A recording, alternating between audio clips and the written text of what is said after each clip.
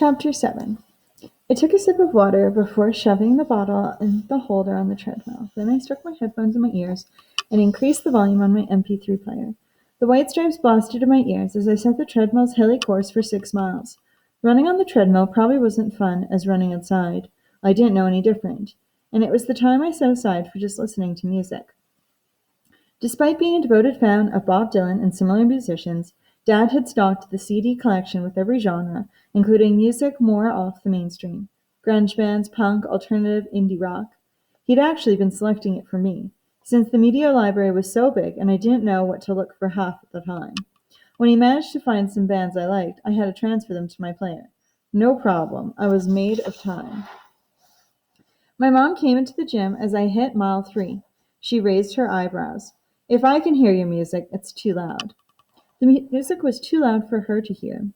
Was Music was too loud to hear her. But she'd said that so many times I could read her lips. The volume went down. Naturally, her balance was a bit awkward.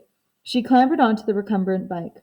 Her long hair was in a ponytail, and she wore an oversized YK t-shirt and black velvet bottoms, the waist folded in order to accommodate her huge pregnant belly. She started pedaling, then smiled at me. I'm feeling cumbersome. I didn't answer. My mom and I never really talked. To clarify, she talked to me all the time. I usually just grunted and nodded my head. The only sounds beside the music were the whine of the treadmill and the whir of the bike. Today, I'm craving peanut butter and banana sandwiches, on white bread even, if you can believe that. I didn't feel like talking about her cravings. I had plenty of my own. Mom pushed some stray hair out of her eyes. Eli, you should visit them one day. I lost my footing and had to grab onto the rail to keep from falling off the treadmill. Did she say that just to get me to talk? It worked, because once I found my rhythm again, I responded. How can you say that? You know what they are. Mom fiddled with the control buttons. They beeped along with her words. I know what your father thinks they are. She had never broached the subject of the supplements with me before, even though it was always there hanging over our heads. She probably thought it wasn't worth it, me being the cold loner that I was. Why would I give a crap about them? But maybe her catching me in Eddie's room changed things. She'd figured out, despite me trying not to show it, that I did have feelings. What the hell? The cards were on the table. It was the time to ask what I'd always wondered, but never got the guts to talk about. Why'd you do it? Agree to it. Mom stretched her arms and folded them behind her head and leaned back, still pedaling. It didn't start out to be, your father said we might be the only ones left, or some of the few left, and we owed it to the world to give it the biggest population we could. I rolled my eyes. And you bought that story? Her eyes narrowed. He wouldn't do it unless I agreed entirely, and I understood. She set a hand on her bump. Obviously, I was the key. That much was clear. But why? I mean, the situation changed once the food supply was compromised. It was no longer about rebuilding the planet, was it? You knew what he wanted to do. Her shoulders went up and down once. I love you and your sister so much. Your father knew that. I'd do anything for you. After losing Eddie, your Gram, I was just in a daze. It seemed like I was doing the right thing, saving the children I had left, securing your future, something Eddie didn't have anymore. Now, seeing them every day. Supplements, Mom, that's what they are. That's all they are. I picked the bottle out of the holder and took a cold drink. She sighed, and her tone softened. No, Eli, that's not all they are. I turned up my music. With one motion, I undid my ponytail and my hair drifted over my face. I had nothing more to say to her. Mom finished and took her time standing. She leaned towards me, her hands reaching on either side of my head. I tried to move away as she grabbed the headphones out of my ears. There's a lot you don't know, Eli. She backed off, her eyes looking down. I wanted to spit the words out. Like what? She tried to find my eyes behind the curtain of hair. I'm not sure, because there are things I don't know either. She took a brief glimpse around before lowering her voice. Your father has always kept things from me, even before we came in here. Lately, I feel it even more. He's got secrets, Eli. Her voice changed, lost its gentle tone. And if those secrets affect you or your sisters or the others? With one sweep of her hand, she wiped the sweat off her forehead. He may be my husband, but I don't trust him. Not anymore. Why not? I never had this kind of conversation with my mom. It felt strange, having her open up so much, but I wanted to know. The other day I was in the bathroom. My feet smell bad when I'm pregnant. Did I ever tell you that? I shook my head. Of course you never told me that. We hadn't had a talk like this in the last 6 years. I slowed the treadmill down so I was walking. Only when I'm pregnant. It's odd. So I got a bottle of talcum powder to sprinkle on my tennies, and before I came to work out. But I'm so clumsy now, and I tripped on the carpet and dropped the bottle. The powder went all over the rug everywhere. I pulled out the hose from the central vacuum to clean it up, but my hands were slippery because I had just put on some lotion. The hose snapped in my hands and hit the headboard, knocking down the painting. The Monet. She smiled at me. You remember? I nodded. I always knew it was merely a reproduction. How could it be anything else? We were camping, right? So far from home, there was no time to bring the original. But when I lifted the painting to hang it back up, I looked at it closely for the first time. Her smile faded. Do you remember the Monet? I nodded. The painting was of a woman wearing a white dress viewed from behind, and her shoulders were bare, her hair piled on top of her head. The woman could have been my mother. Your father gave it to me the day you and Eddie were born. Could you imagine how it felt? To come from where I did and then be given a painting worth millions. Such a beautiful piece to have for my very own. I looked at it every day for nearly 9 years. Mom's eyes misted a bit with memory. Once we came here, I never so much as glanced at the one on my bedroom wall. I didn't want to see a reproduction because everything in the compound was that. The air and the light and even our daily life. They were all just reproductions of the real thing. But when I picked up the Monet up to hang it on the wall, I did look at it. For the first time, I really looked. She paused, one hand on her belly, as the other still held my headphones. The Monet is real. The Monet hanging on the wall of my bedroom, in this god-forsaken compound, 3 stories underground, is the real thing. How do you explain that, Eli? How do you explain that? Her eyebrows went up. My mouth dropped. Was she waiting for me to give her my answer? Because I only had questions. What? How can that be?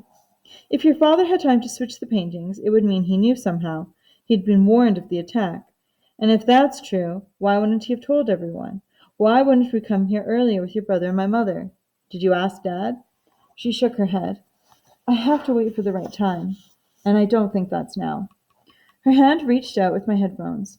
And he's wrong, dead wrong, if he thinks I will let him go through with any plan involving anything so horrendous. She handed me the headphones. I watched her leave. The treadmill beeped as the incline moved upwards, starting at a long ascent. I realized it was a mistake to assume gentleness was akin with weakness. I turned off the treadmill, hair hanging in my eyes, sweat running down my neck as I stood there panting, thinking. Mom's mistrust of my dad, Teresa's rant in the gym. How could I be such a fool? For 6 years, I'd been feeling sorry for myself and shutting out my family as much as I could, going through the motions, convincing myself we were the lucky ones. Everyone on Earth perished, right? Didn't they? With all of Dad's technology, wouldn't he want to know what was happening above ground? He was keeping something from us. Something big.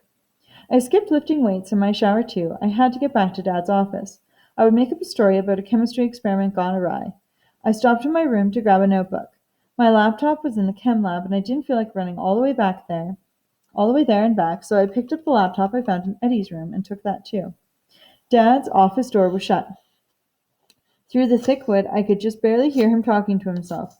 His tone sounded perturbed. Suddenly, my plan didn't seem so great after all. I didn't want to disturb him in the middle of work, especially if he was frustrated. The moment had to be right. I sat down on the floor on the side of the door to wait. I tied back my hair, then pulled up the laptop from Eddie's room. The laptop came on. Out of habit, I clicked on the internet icon because it was there. I waited for the message to come up and tell me I was not connected to the world. But it didn't. Instead, another message came. Wireless network now connected. My jaw dropped. What the hell? Words formed in my mouth. I fought the urge to call out to Dad, but I remembered the promise I'd made to Mom, the promise to keep the laptop a secret. The leather of his chair squeaked. Is someone out there? I shut the laptop and cleared my throat. Yeah, Dad, me. I wondered if you could help me with some experiments. I stood up, scrambling to cover the laptop with my notebook. Later's fine, though, if you're too busy. The door swung open. Now's fine. Dad stood there in his usual jeans and t-shirt, a sheaf of papers under his arm. I held my breath, trying to resist the urge to look down at Eddie's laptop, hoping that, half covered by the papers, It resembled my other laptop enough to not draw his attention. Dad moved towards me as the door shut, but I still got a glimpse of his office. Although it was infinitesimal, I noticed something. My father had always been meticulous. He believed in a place for everything, everything in its place. No variations. Things were always in their spot, as if glued there. So when my glimpse revealed something out of place, it didn't take long to notice what item was not where it was supposed to be. The Seattle Seahawks football phone. We headed toward the lab, Dad poring over a sheet of paper as he walked. He went into the hallway restroom, and I took the opportunity to open the laptop back up, see if the message was still there. There was a message, just not the one I wanted to see. Wireless server not available. I shut the laptop. Had it been my imagination? Did I want to see something so badly that I hallucinated? In the lab, I slipped the laptop in a drawer before Dad could notice it. Oh, Eli, here. Dad handed me a CD. Still freaked by the laptop, I just thanked him for the CD. I didn't look at it until I was back in my room. The band was Cake. Never heard of them. The song started, and my pencil started tapping.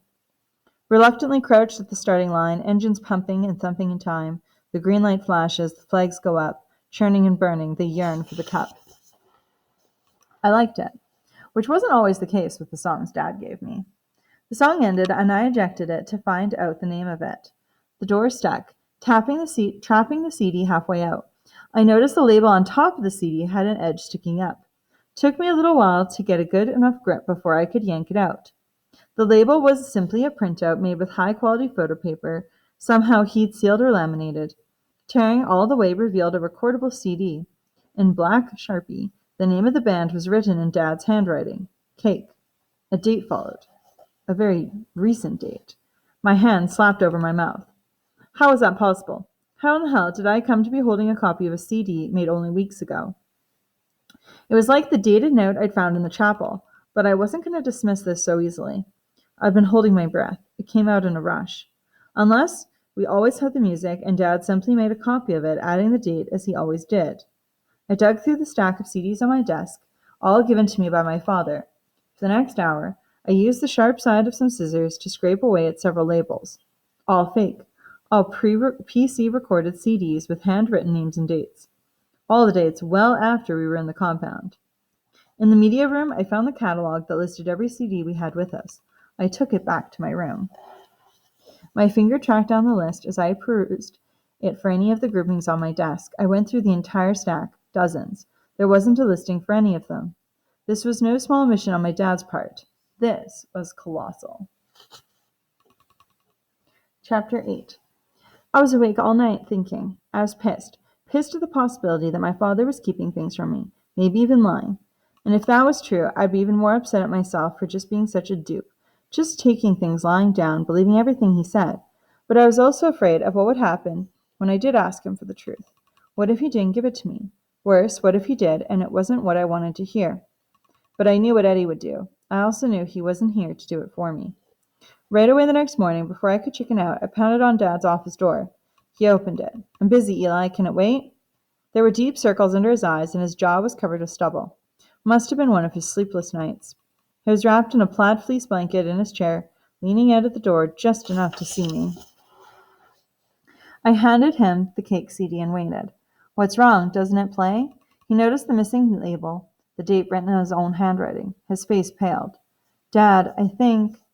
I suddenly wasn't sure what I thought. A carefully considered argument abandoned me. So heart-pounding, I stammered out what I could. I felt for a while like something isn't right. A bit of a lie, since it had taken Therese to open my eyes. Dad opened the door wider and scooted his chair back to his desk. He set the CD down, then leaned back in his chair. I couldn't believe he was being so open, ushering me into his inner sanctum. I froze, and wondered if I looked as dumbstruck as I felt. He motioned for me to sit down on the couch where a pillow and blanket lay, and I realized he'd been sleeping there. I moved them aside to make room. I sat then, untucked my hair from behind my ears, and let it fall forward over my eyes. My eyes strayed to the padlocked door, but I dismissed it for a moment. One thing at a time. Dad removed his reading glasses. He took his time folding them before he placed them on his desk. He yawned and pulled the blanket up around him. Inside, I screamed at him to get on with it. Eli, there's something you don't know. You think I remained silent? I've always told you the compound is wired for communication. Of course, I never expected to use it. given that all the communications would be decimated. Phones, internet, fax.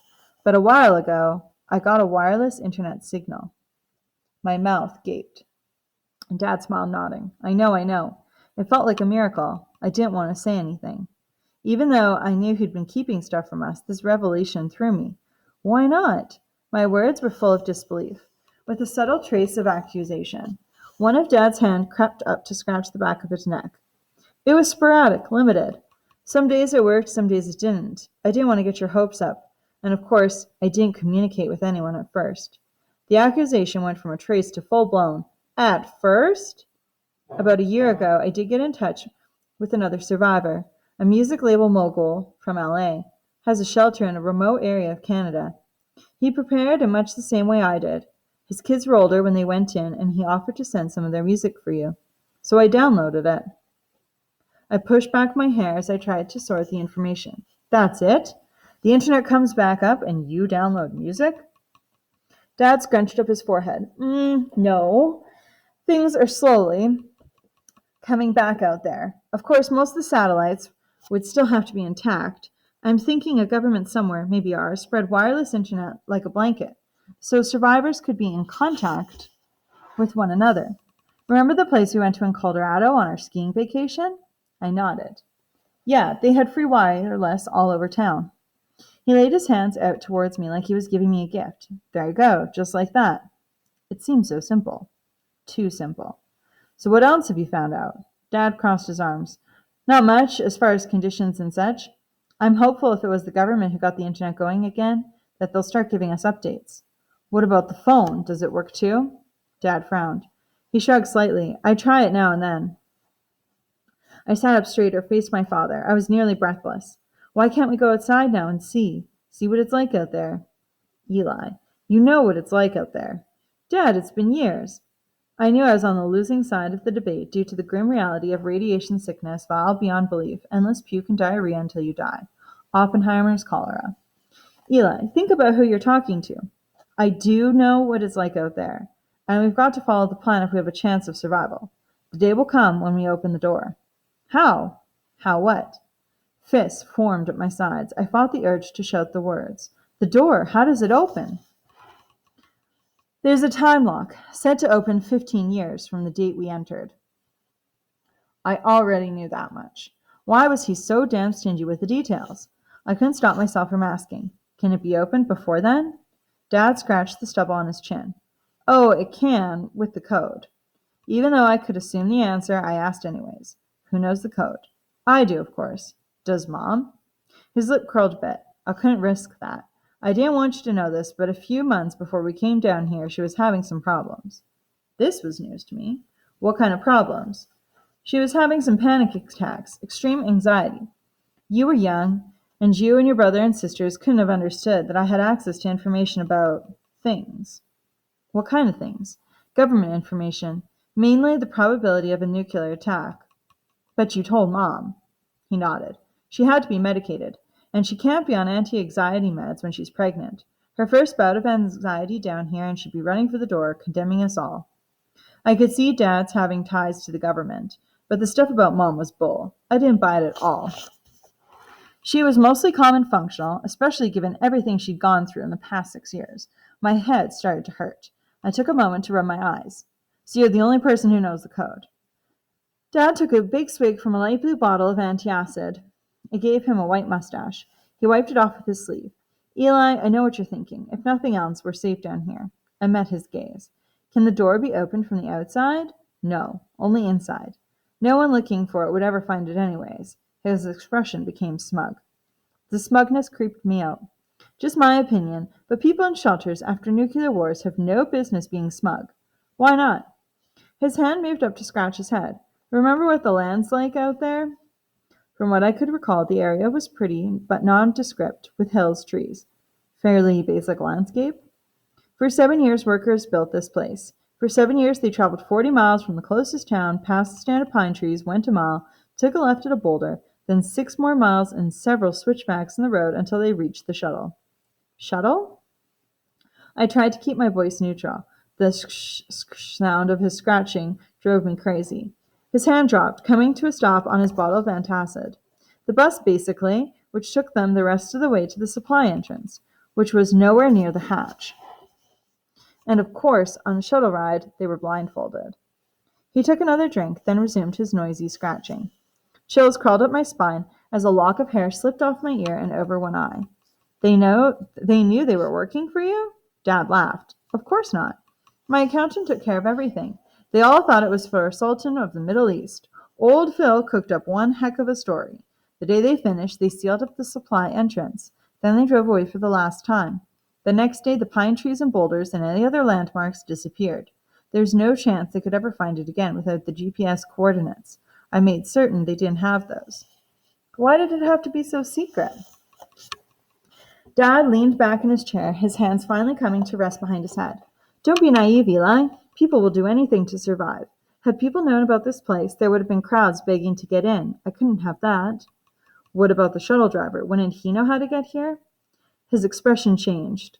I tried to read it as his eyes darted around the room before fixing on me again. In the end, I made sure he'd be taken care of. My brain tried to embrace everything I'd just heard. So I can go on the internet. Dad's eyes narrowed. It's been down lately. He was lying. The day before, sitting in the hallway outside his office, I had been connected. Just didn't know it at the time. I couldn't call him out, tell him I knew he was lying. To find my father was not on my list of things to do. To his face, anyways. Behind his back was another story. I'll let you know when we can go on. His head leaned down toward his bank of flat-screen computer monitors. These are the only computers connected anyways. These are the only computers connected anyway. That's what he thought. I stood up. You'll let me know when I can go on, I repeated. He nodded, taking another drink of antacid. I stood up to leave. Eli. His gaze fixed on me so intensely it was almost like being touched. My skin started to crawl. Your mother and sisters would only get upset. Unnecessarily upset. I needed to get out of there. Do you understand what I'm saying? There was no emotion in his voice. My throat tightened. I could only nod. I left, shutting the door, trying not to sprint down the hall to my room. So I wasn't imagining things. The internet was back up. Maybe I could find out what was going on outside these walls. If Dad had kept that information from me, chances were he was keeping other things secret as well, and I intended to find out what those secrets were.